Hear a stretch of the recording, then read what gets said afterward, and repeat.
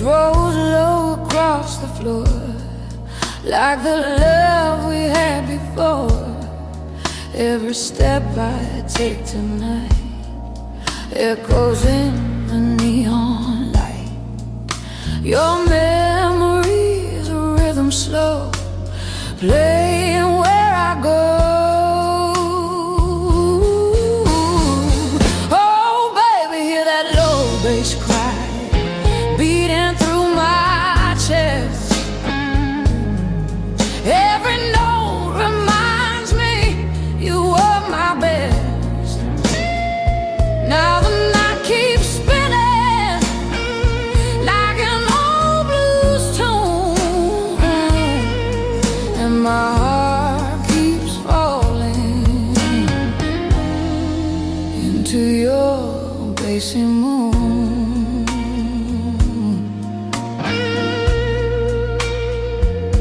That guitar sings a broken line, like your lips against mine.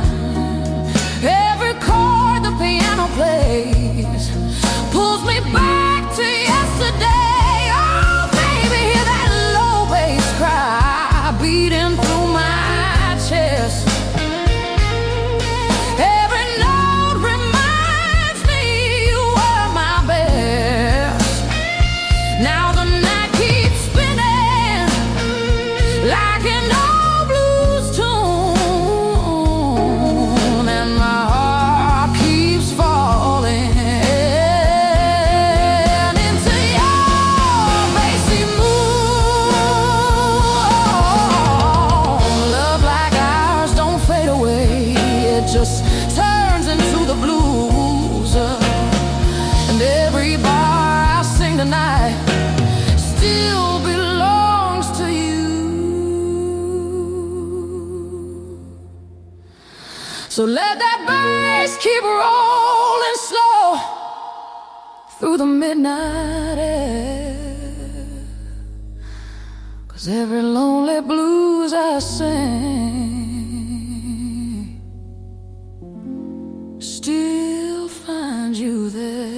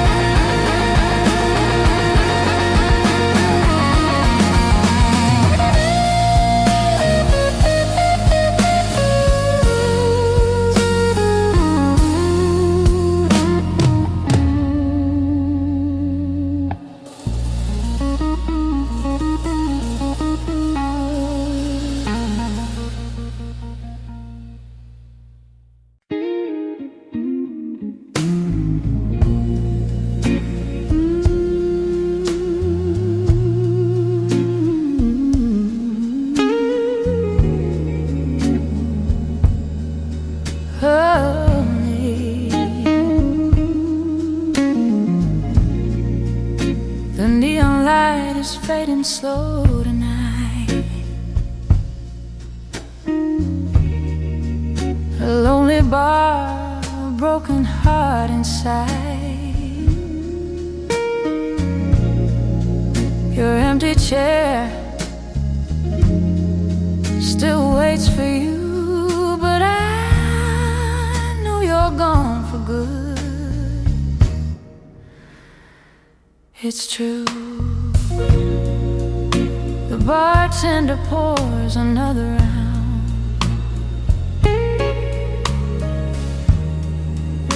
But silence is the loudest sound.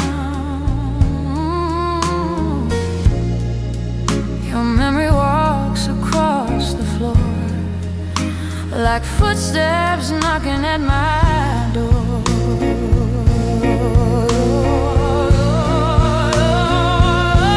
These midnight blues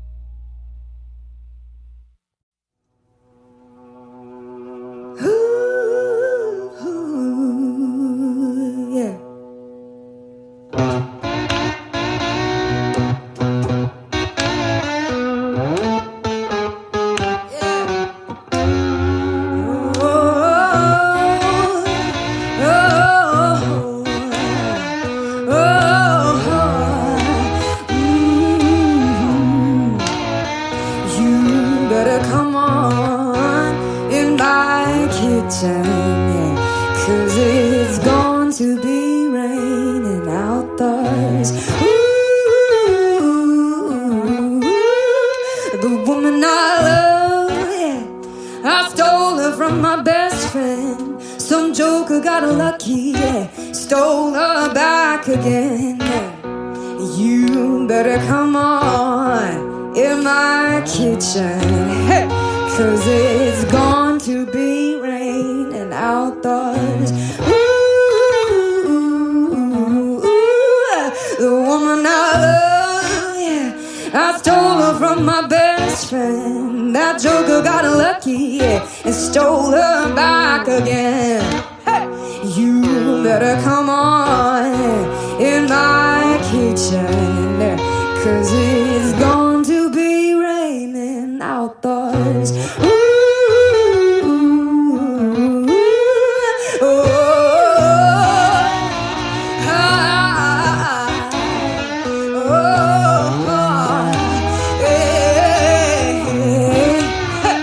you better come on in my kitchen, 'cause it's going to be raining outdoors. Ooh.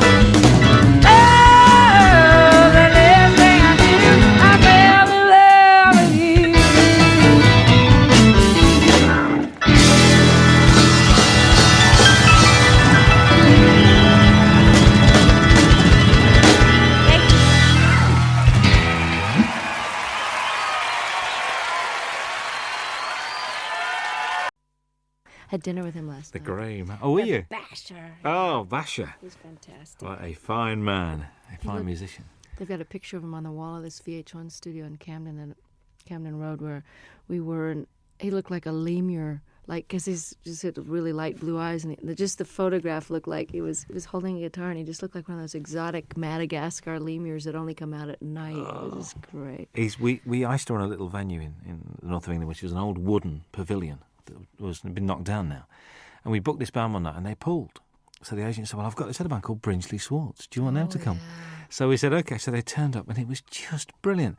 They went down a storm, and it was a really, really good gig. It was just amazing. Very, very good. Are we rolling? He's OK. one of a kind, really. One of those people that you're just so glad he's around. Paul Carrick as well. Great guy. Well, Bonnie. We're still here with our same jobs. I knew you were going to say It's a miracle, isn't it? A live album. And about time too. Tell me about it. Yeah. Not from lack of wanting. Really? So why now? A couple of reasons. I've been being besieged by people over the years that say, your live shows really capture you, and if only you could get one out, you'd really come across. And I was all ready to do one because of, Little Feat years ago had that great Waiting for Columbus album, and it really broke through and captured them in a way that the studio ones, although those were great too. And I just have been waiting and waiting. But the situation with Warner Brothers, where I was for the first 9 albums up until 82, I was with Warner's, and I wanted to do the live record after my 8th record, and it just they didn't really feel, and neither did I, that the promotion for it went well, to put it mildly. I'm trying to be polite. And radio really stopped playing any kind of progressive format, so I was basically shunted off into the hinterlands of fringe music. And even though I was selling well in my concerts and my core audience bought my albums, it wasn't the right label situation to put out a live record, because they didn't care enough, frankly. So it took me a while of waiting to get on a new label, and then God knows, after the Grammys hit, things have been really great with EMI Capitol, and I wanted 3 studio records under my belt to draw from great songs that people would be familiar with. And I've been basically planning to have this lineup of guests for a long time now, and finally I've got the great band that can play the songs as well as the ones that play in the studio, because most of them are the ones that are on the records. Indeed. I can't believe that these friends just happened to be around. There must have been a lot of phone calls going out to get all these guests on this album. Well, you've got to plan, because people's schedules are way in advance. I mean, I know what I'm going to be doing 5 years from now almost. So everyone's booked, and everybody's got their own album schedules. And Jackson said, I'm going to be recording, but it's if you can film and record in California, I bet you I can fly up for the day. Hornsby had already made room in his schedule for me. And this was planned in March in order to secure the mobile truck. The concert venues go on sale, at least a couple of months before.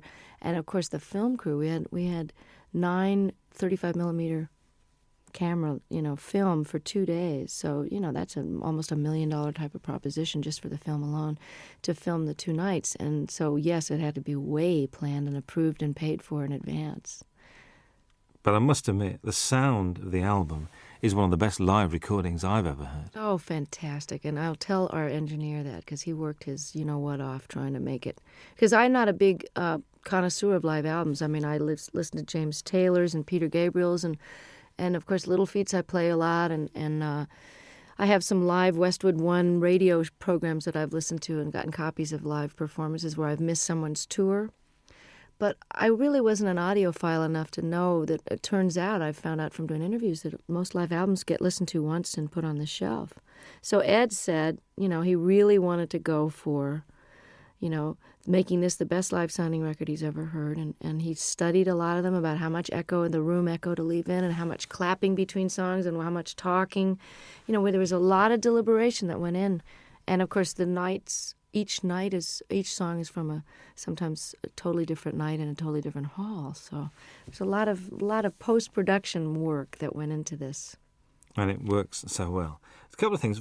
Vince Gill has described you as the wildest lady he knows. All right, Vince. What do you think about that? I think he's the guy all of us would love to get wild with, actually. He's the nicest star Well, actually, Brian and Bruce and Jackson, my special guests, are pretty nice too.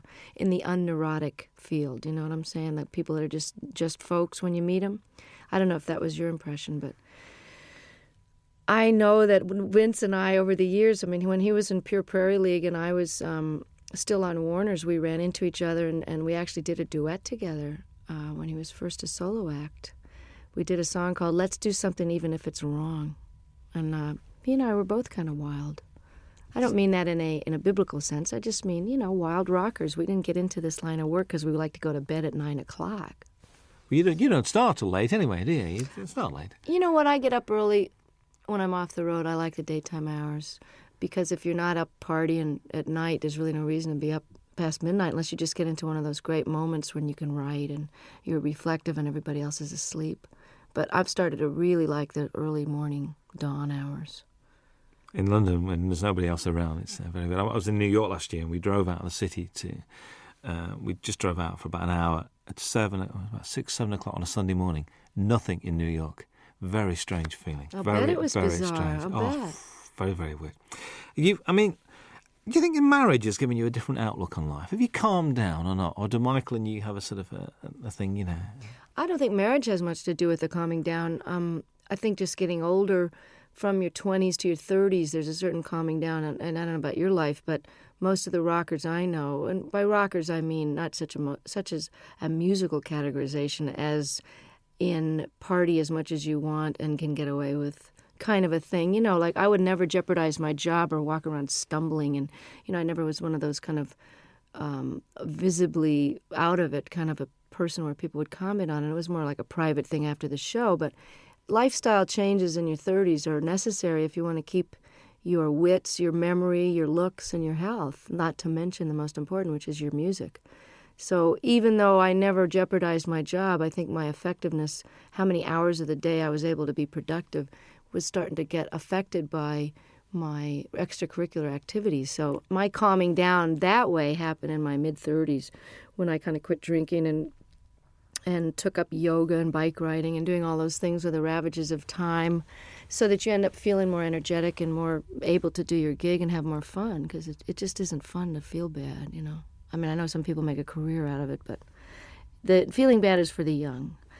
And marriage has just been, it's a challenge, and it's very adventurous, and it's exciting to know that somebody's not going anywhere when you have a big row. But it's also comforting to know that there's a level of commitment that makes the rough times more doable and that makes the sweet times very, very deep. And, the learning about each other and learning about yourself. Stuff comes up in marriage that didn't come up when you're living together with other, I didn't live with Michael until we got married. And you repeat patterns in your parents' marriage, whether you wanted to or not. And I found that to be a very big surprise because it didn't happen before until you get married. I think you hear those words coming out of your mouth and you go, there she is. There's that mom thing again. Bruce Hornsby appears on 2 very different songs on this album. Very much Thing Called Love and I Can't Make You Love Me. He's not only a great musician, but a really nice guy. And these 2 songs not only show the diversity of your talents, but also his as well. Was that why you asked him to play on those 2 songs?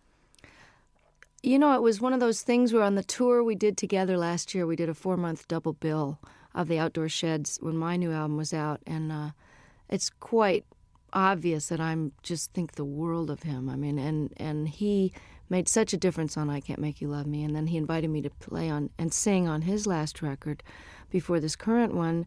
Then we did the tour together, and as an encore, he came out and played the accordion, and he's a great practical joker, so it was a way to keep him off the monitor man's back, where he would probably have given me nothing but hi-hat and the monitors and messed with my sound on stage.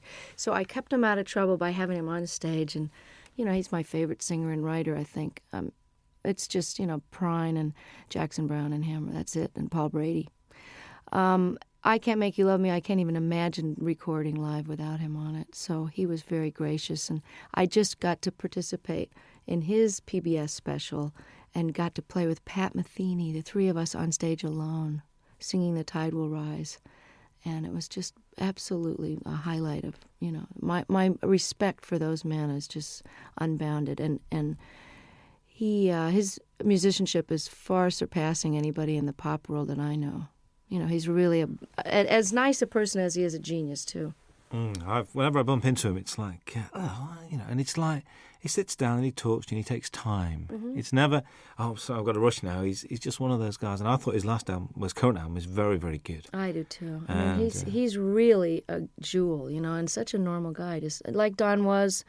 And it's interesting because I've gotten to know Brian the last few days more because we've been hanging out at the Top of the Pops.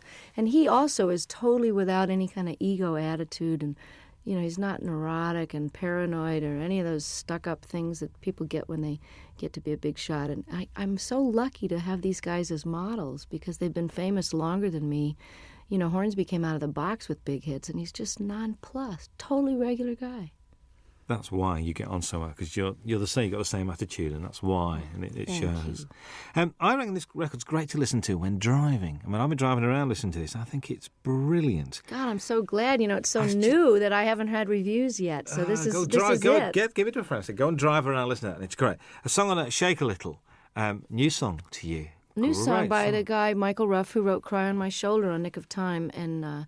I listen to so many tapes of things where people have a cover letter that says, "This is so perfect for you. We've had you in mind," and then it's just dreck. So I appreciate the thought, but, I don't know whether to throw a bucket of water on them the next time I see them or just never answer their phone call. And then there's these jewels like Michael Ruff, who's a brilliant artist on his own and has never gotten the attention he deserves. And I think he's actually got quite a good career in Sweden going on for some reason. But he had 2 great records on Warner Brothers years ago, and the women are all mad for him because he's absolutely gorgeous. But what an unbelievable tune. I'm glad you mentioned it because I love it.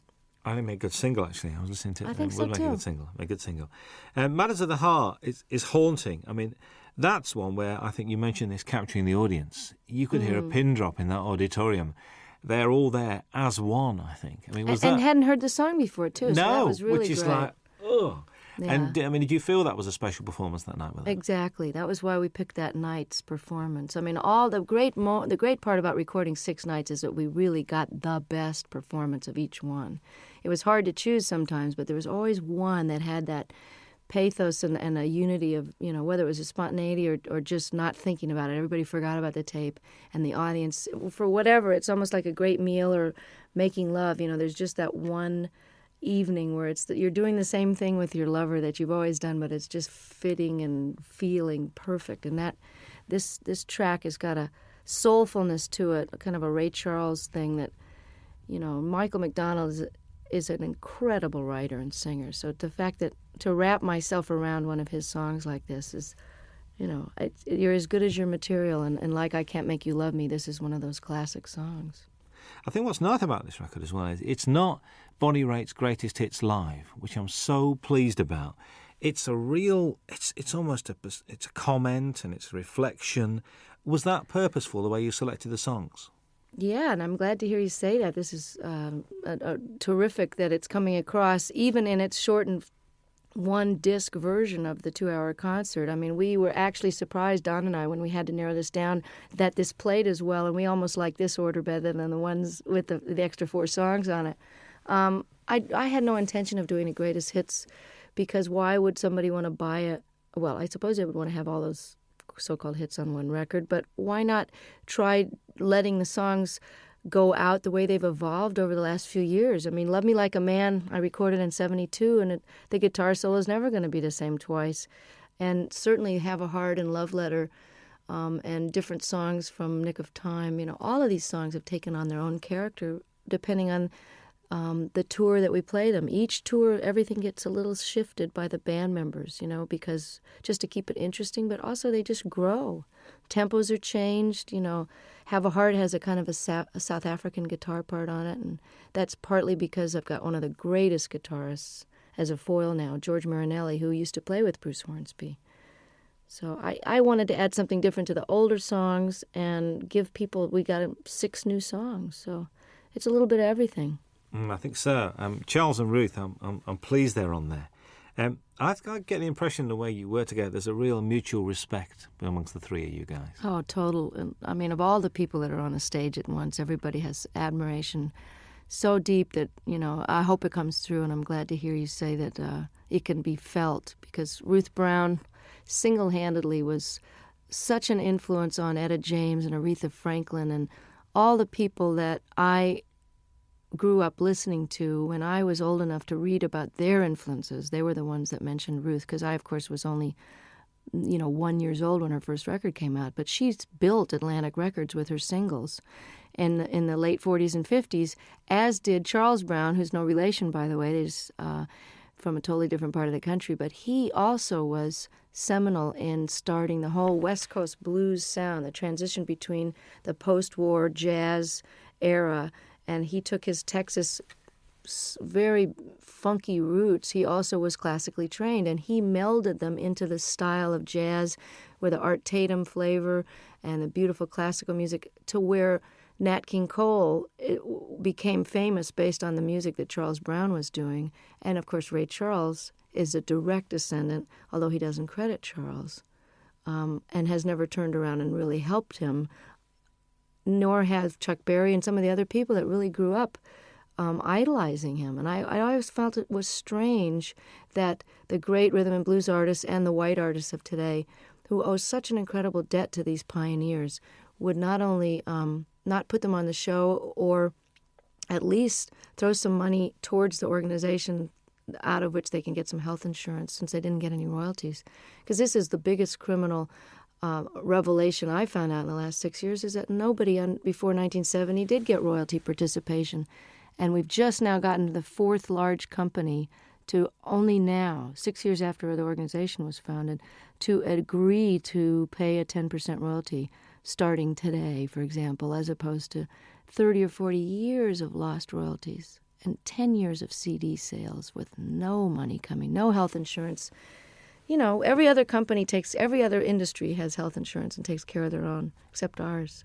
So this is a call out to the other artists that are listening and fans to make sure you support the reissues that are paying royalties, and don't buy the bootlegs, and don't sell the records direct. Send the money directly to the artist, believe me, before you rip them off for the third time. Absolutely. That's the Rhythm and Blues Foundation as well we're talking about. Yeah. Good to see blues on this. A fine tribute to Mississippi Frag McDowell. And I remember one night in the middle of winter going to Lancaster University, which is like in the middle of nowhere, because a friend of mine rang me up and said, "We've got to go and see this guy playing." I said, "What's it?" He said, "Mississippi Frag McDowell." I said, "OK, we'll go." Went along, there was 8 people there. But the guy putting it on loved him, and it was obvious. The guy running the gig said, "Look, I spent my money on this, and just come and enjoy yourself." Isn't that the greatest? Because Fred, I'm telling you, was the most exuberant blues man. They always say, oh, they're so full of pain and grief. I mean, Fred loved to play more than anybody I ever saw, and they're just re-releasing I Do Not Play No Rock and Roll, one of the greatest double albums, and I think it was recorded here in London. I'm not sure if that was the one, or maybe there was just that in concert where he's wearing this Mexican poncho over a bright yellow sharkskin suit with a bolo, string tie, just unbelievable getup. And loved the girls used to just flock around him, these little white American and English girls just bat their eyes at him, and he loved it so much. Just like John Lee Hooker is just rolling around enjoying his success now, Fred was like that, and one of the greatest Delta bluesmen that ever lived. I mean, you say on there, you think these songs get better with age. Do you think your work gets better with age? I sure hope so. I mean, don't you think you're better at your job? Now you got more seasoning and humor and perspective and knowledge. I mean, I always think people, as they get older, if they're lucky enough to keep their wits about them and don't get too cranky and discouraged, that people's wisdom and opinion at 70, 80, 90 years old they're like gems, If you're smarter now at 45 than I was at 25, why won't I be even smarter at 65? So I hope that my music is richer and deeper and more accomplished. And I never saw B.B. King or John Reid or Pablo Casals or Segovia get any less with age. They just got more. Absolutely. You're always introduced, which I do like, as Bonnie Raitt and her band, including Hutch and Ricky now. I mean, they're part of the furniture. Hutch, how long's he been around? A long time. Has the distinction of being one of the only white guys ever play in the Neville Brothers, although they've had a white guitarist for a while. He is so respected by every type of musician. You know, he played in Central America, lived there for a while. The New Orleans cats think he's just it. He lived in San Francisco, was in a band called Copperhead. He knows Celtic music inside and out and can play jazz, Algerian music. I mean, there's nothing the guy can't play. And if you ask him a question, he can give you every detail of every side musician. So he's like a walking encyclopedia. These are sort of nice guys to have around, I think, to contribute to what you're doing. Oh, I'm so lucky to. And this is the best benefit of success, is that while Hutch has been with me for over 10 years, at whatever salary level I was at, he was with me during the rough years in the 80s too, rough meaning couldn't pay very much. Ricky, who has been a successful producer living in Australia, doing film scores and, just co-produced the Boz Scaggs album. And, for those of you, Ricky Fattar from South Africa, he was in a young band called The Flame that was quite famous and was in the Beach Boys for a while. I'm able to afford musicians of the level that I've got now, and that is probably that and raising really great amounts of attention and money for political causes that really need the bucks. Those are the two most incredible aspects of my success that have made the biggest difference, that and good catering, backstage, to actually eat food that hasn't been sitting there for 4 hours. But to be able to play with Ricky and Hutch and have them leave home and come and play with me is it's like a dream come true to every night have these guys. And that's why this record was done now. That's why I say in the liner notes, this was the time and you are the reason. Absolutely. Jackson Browne had to be here, really. I mean, there aren't many stages that you and him haven't shared over the years. Mostly benefits as well, actually. But, to do Opening Farewell is just a bit special, I think. And, we didn't know what we were going to do. I was going to cut this wonderful reggae tune that he did on his last record called I Hear Your Heart Beating Everywhere. I love that song. And I thought we could have a duet, kind of a, We Be 40 kind of a thing. I don't know.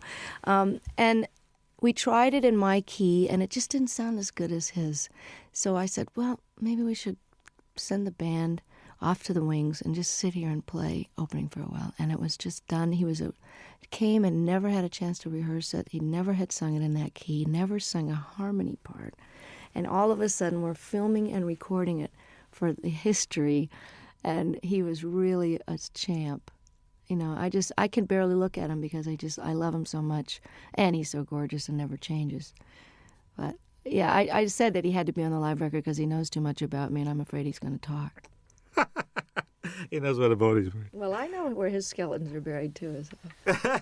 There's an argument that drink and drugs have added to some of the finest music and literature, and also that all the great artists have got to be a shade crazy. I mean, eccentric, crazy, call it what you will. What do you think about that? Totally agree. It's true that some of the greatest works of literature that are currently recognized and studied by even the religious right as great works of art. I mean, Hemingway, all the great works of the 20th century, certainly that whole revolution in the 20s, people were faced. I don't know what the expression is over here, but pissed or whatever. There are a lot of that whining and writing about your mother and tortured. A lot of that stuff, when you know about addiction, you know where that mentality is coming from. Well, that's what makes great artists torture.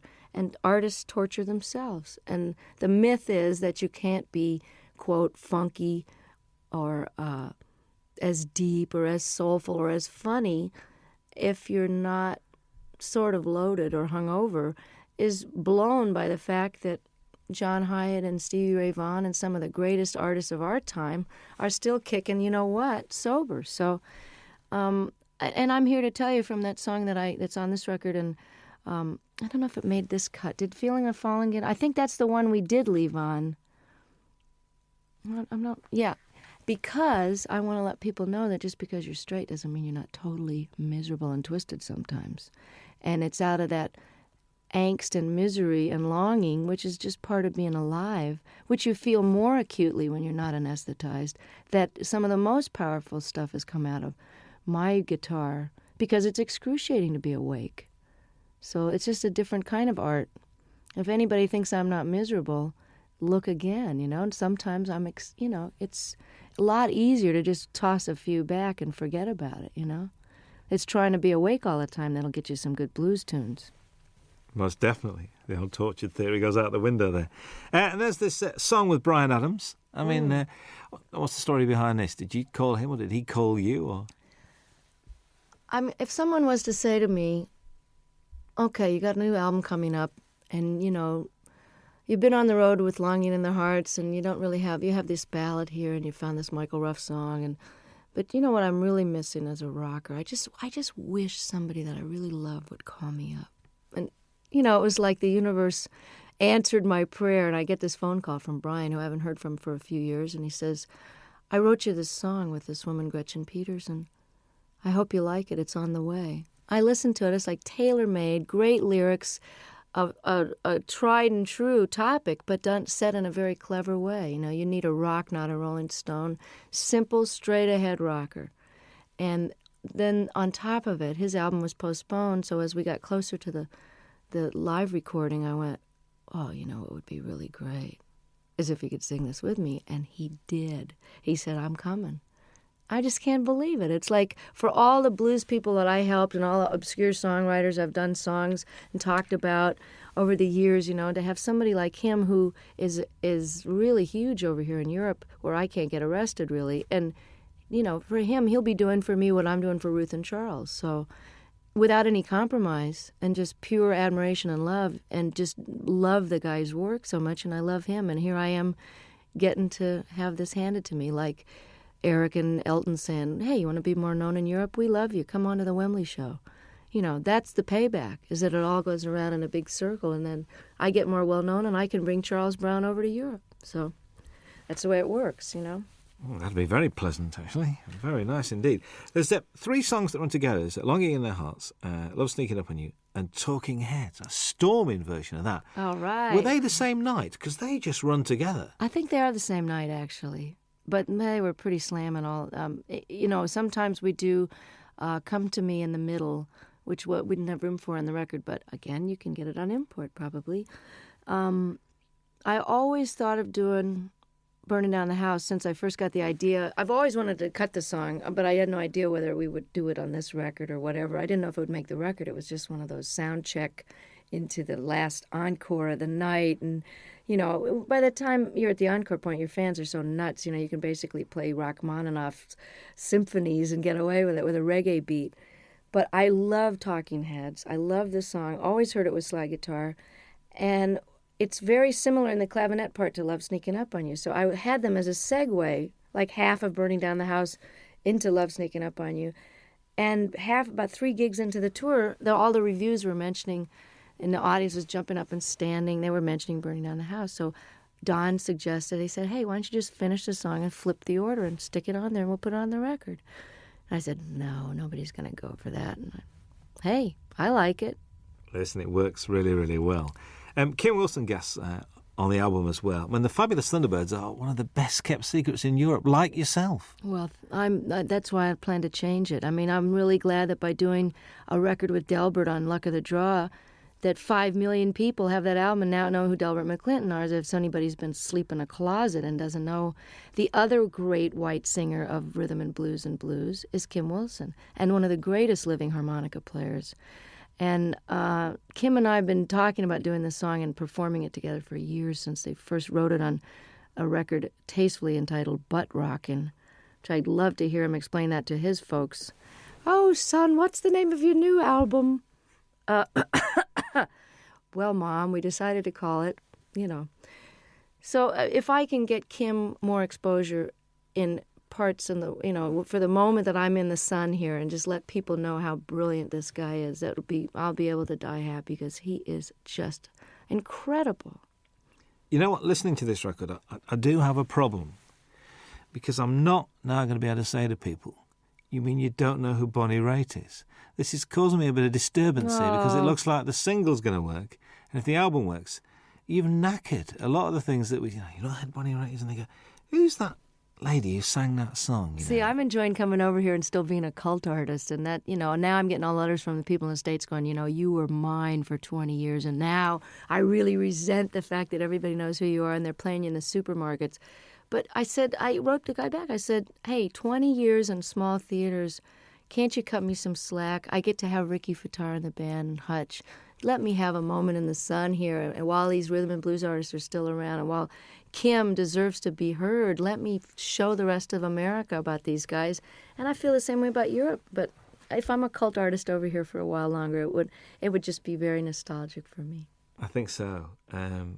It was a joy last time to walk into the Palace Theatre in Manchester and see it sold out.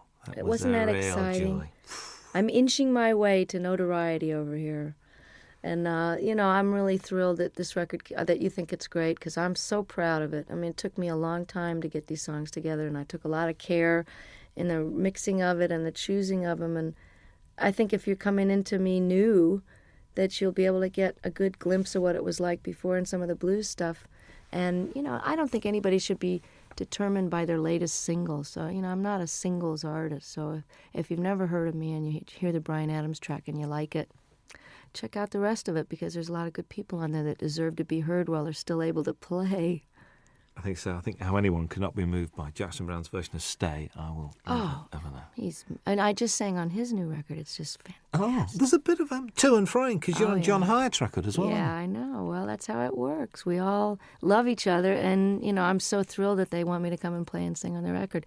There's a great band out of New Orleans called the Subdudes, and I'm on their new record, and it's a fantastic record.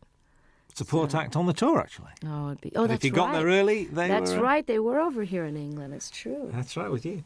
How's the songwriting going? I mean, we've been progressing. We've had like 3, 4. We're getting there. I'm inching up there in the quantity. But one of the reasons I'm taking a hiatus is because I haven't stopped working either on the Rhythm and Blues Foundation or the different benefits that I've done and organized.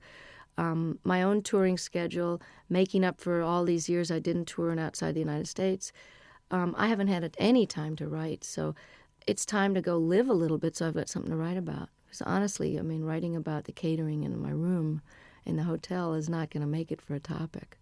And getting any more personal than I did on the last record would be a challenge, because I'm just going to have to figure out and take a break so that it's done from inspiration and not out of obligation. So does this mean that, I know because you're not a winter person, so come sort of spring, are you going to be treading these shores? I'm hoping to have the first break from touring in 25 years after this live record. I was doing this now, and I did a record with my dad, and it's out on Angel Records with a 42-piece orchestra. We did 3 songs together. It was just great fun.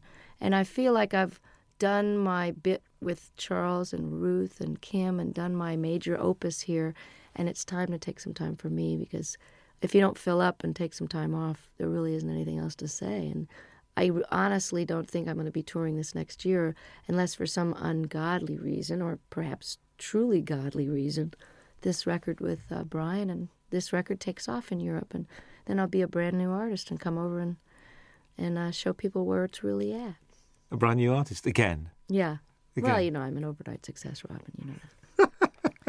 There's a description that I read I'd like your comments on, really. After years of singing about broken hearts, faithless lovers and no good men, Bonnie Raitt entered the 90s at the peak of her already lengthy and impressive career. Has the 90s been good to you, do you think? Oh, yeah, definitely. I don't think you could argue with the kind of Cinderella story that happened to me when I just a lot of changes were made personally before the Grammys happened. But I think in your 40s, like as I was mentioning before, it's a little harder to be older and awake. It's also easier and more fun to be wiser. Does that make sense?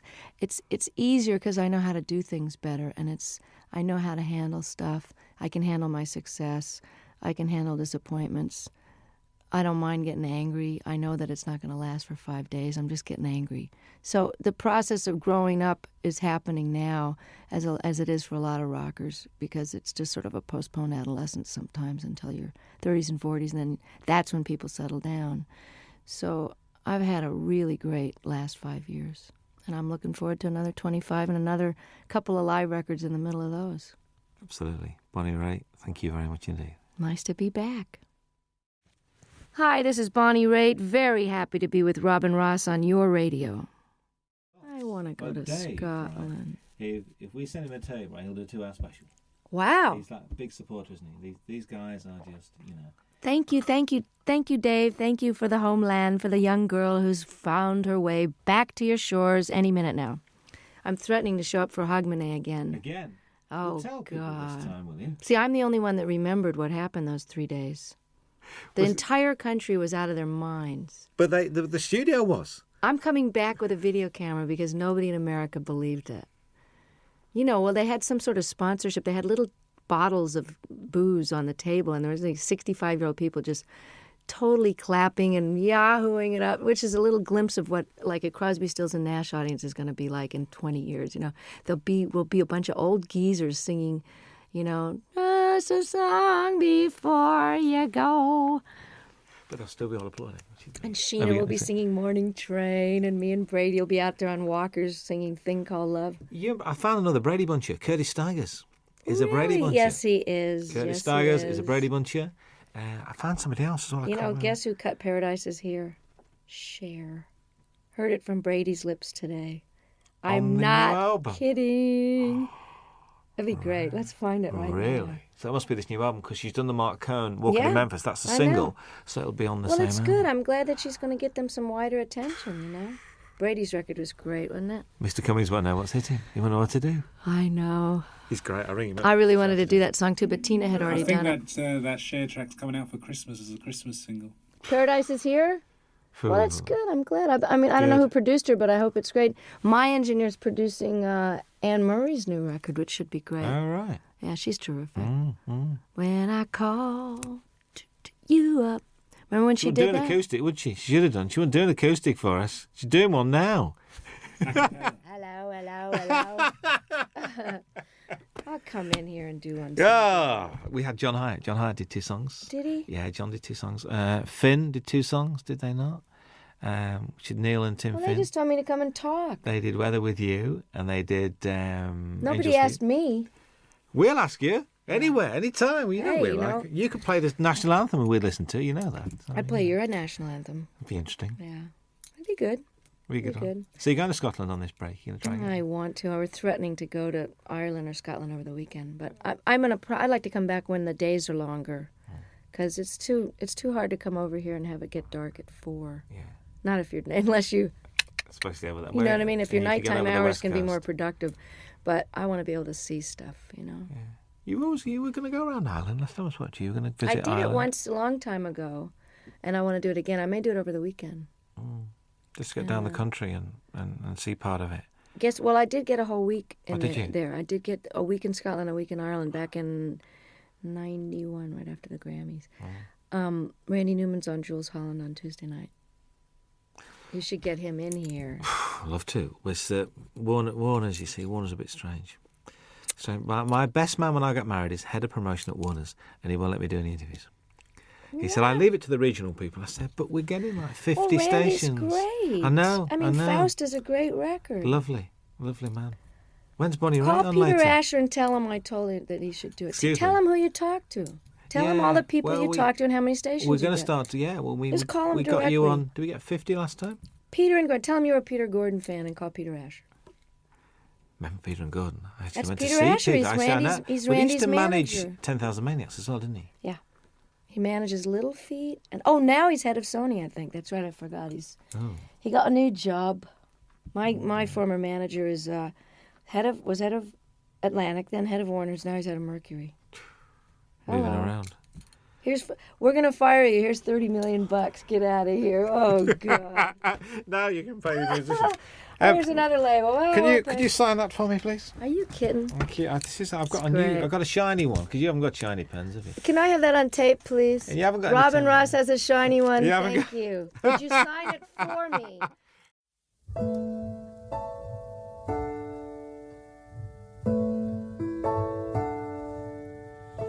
Ain't I got you on the back foot? And you know I got you really good. And there's something deep inside of me I got to be. And if you find it hard to follow me, if I lose you in my jet stream, then you only got to raise your eyes and see me fly. Don't tell me that I won't, I can't. Don't tell me that I'm not, I am. Don't tell me that my master plan ain't coming through. Do you tell me that I won't, 'cause I will. Don't tell me how to feel, 'cause I feel. And yes, I know what's real and what I can do. Something that you won't see every day. A little girl who found her way through a world that's designed to break on loving your dreams. And if there's one thing I would say to you, is that there's nothing that you can't do. And yes, it's all about your attitude. Don't let them get to you. Do you tell me that I won't, I can't. Don't tell me that I'm not, I am. Don't tell me that my master plan ain't coming through. Now do you tell me that I won't, I will. Don't tell me how to think, 'cause I feel. And yes, I know what's real and what I can do. Ooh, yeah. Ooh, hey. Oh, do you tell me nothing? No.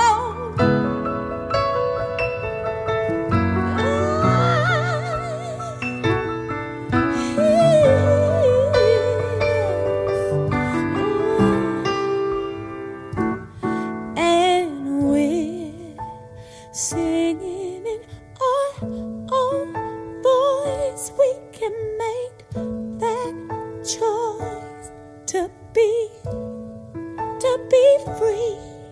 Yes, we're singing in our own voice.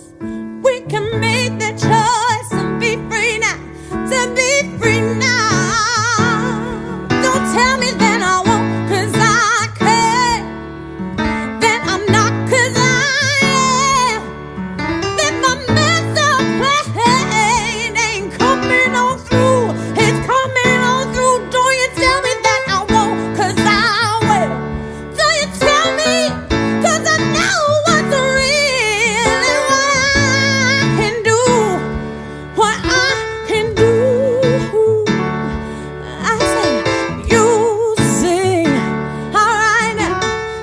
L-U-V. I love it. I'm nothing, yes I do. And there's nothing you can do here. Music. Ooh, L-U-V. I love it. I love it, I do. Yeah. So don't you tell me nothing. Ooh, ooh, okay.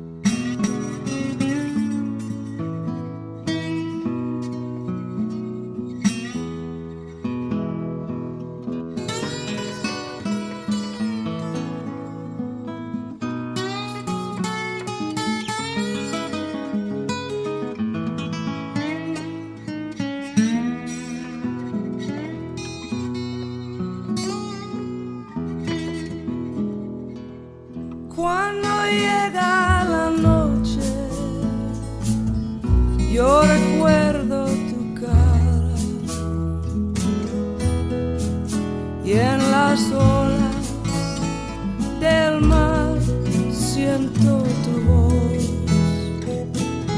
y en la luz de esta luna es tu piel que me roza, y esta brisa azul trae tu corazón más cerca de mí.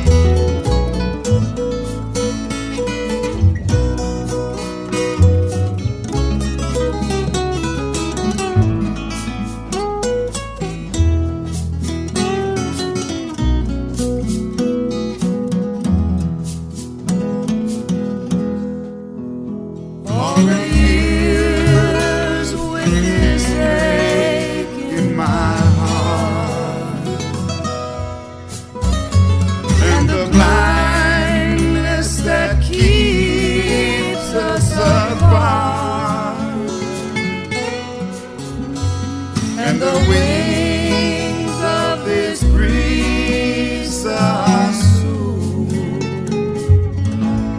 will sing me to you.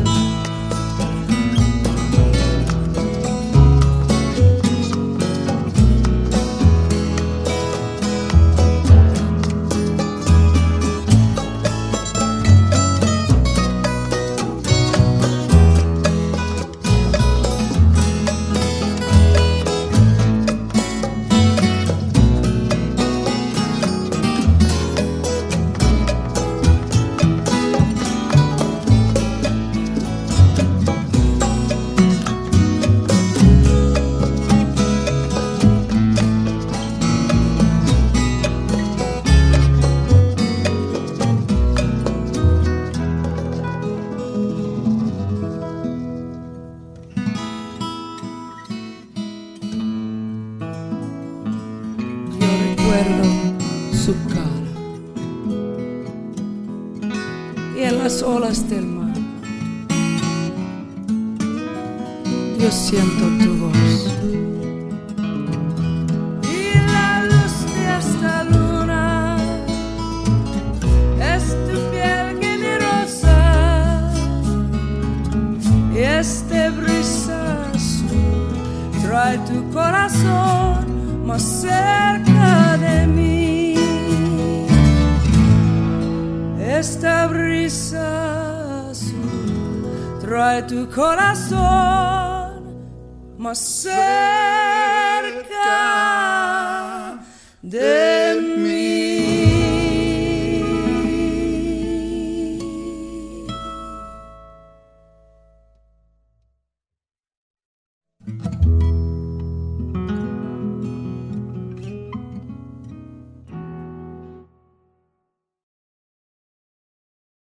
Ain't no use to sit and wonder why, babe,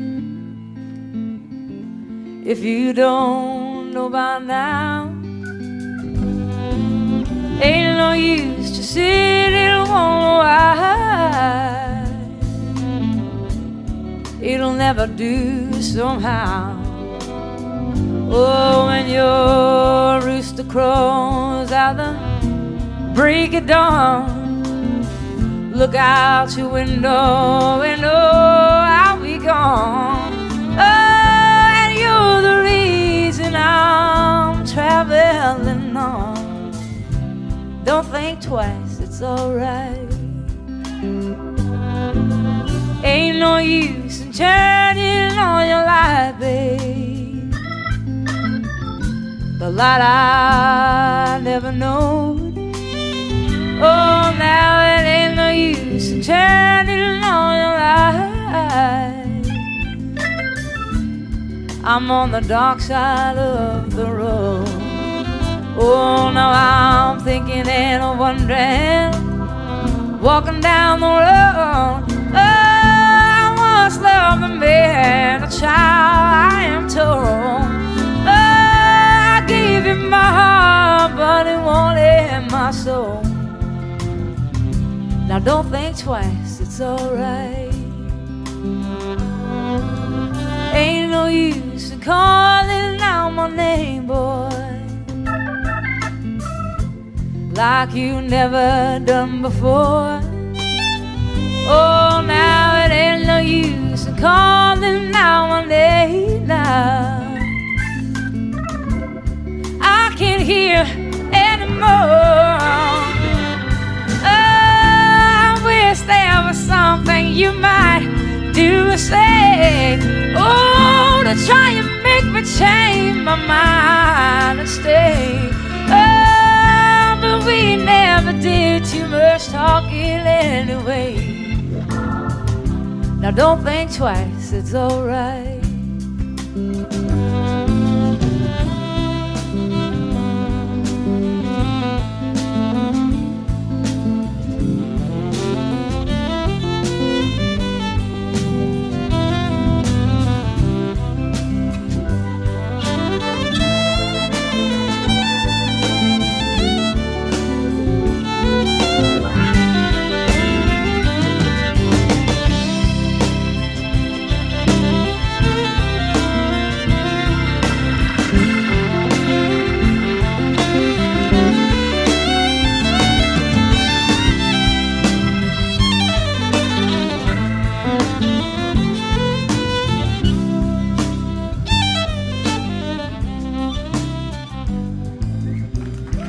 So long, honey, baby. Where I'm bound, I can't tell. Oh, my goodbye's too good a word now. So I'll just say farewell. And I ain't saying that you treated me unkind. Oh, you could have done better for love, I should have known mine.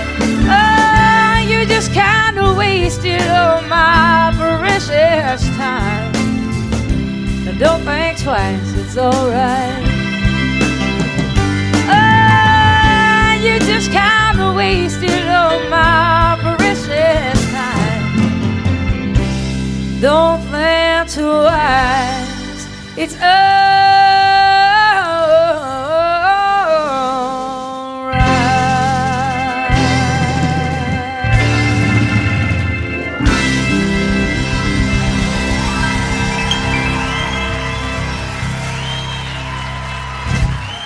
Thank you.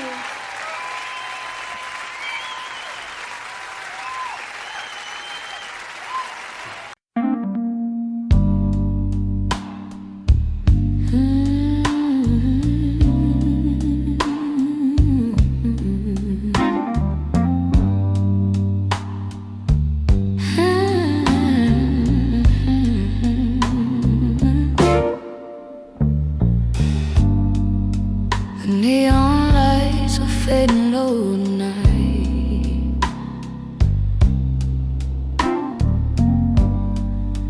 A lonely shadow dancing on the wall. A glass of whiskey, one more silent fight. Since you walked away and left it all. Oh baby, these midnight blues keep whispering your name. My heart's still burning slow, like a runaway train.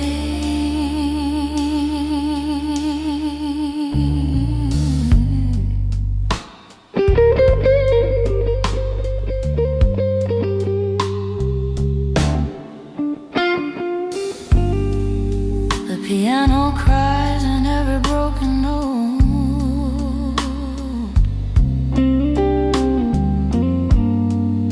The smoky song drifting through the room.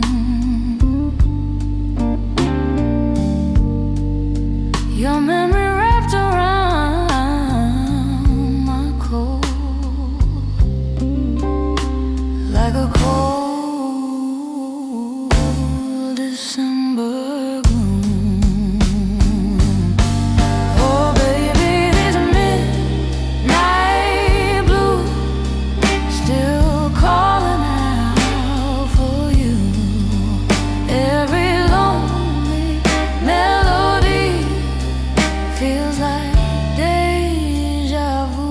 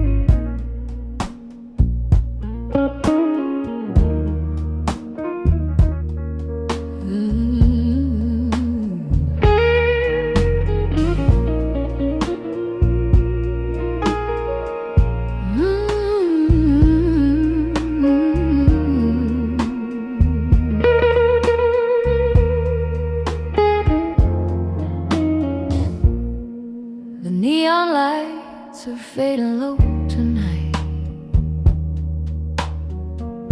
My lonely shadow dancing on the wall.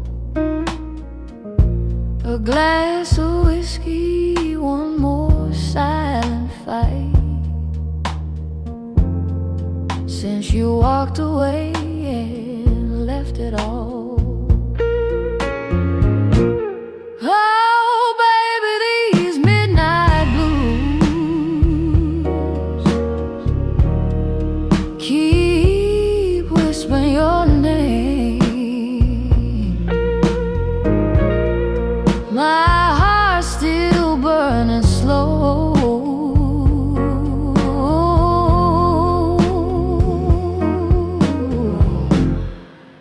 like a runaway train.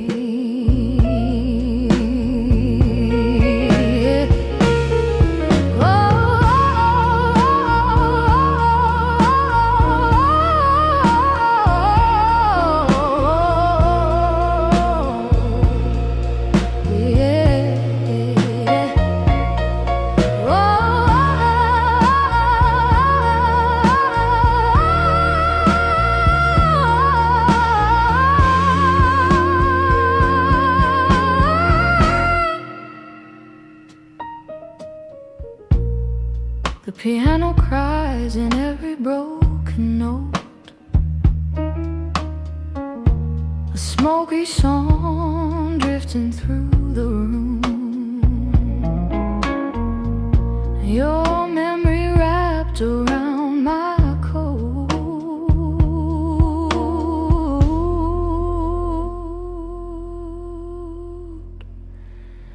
like a cold December gloom. Oh, baby, these midnight blues still calling out for you. Yeah, every lonely melody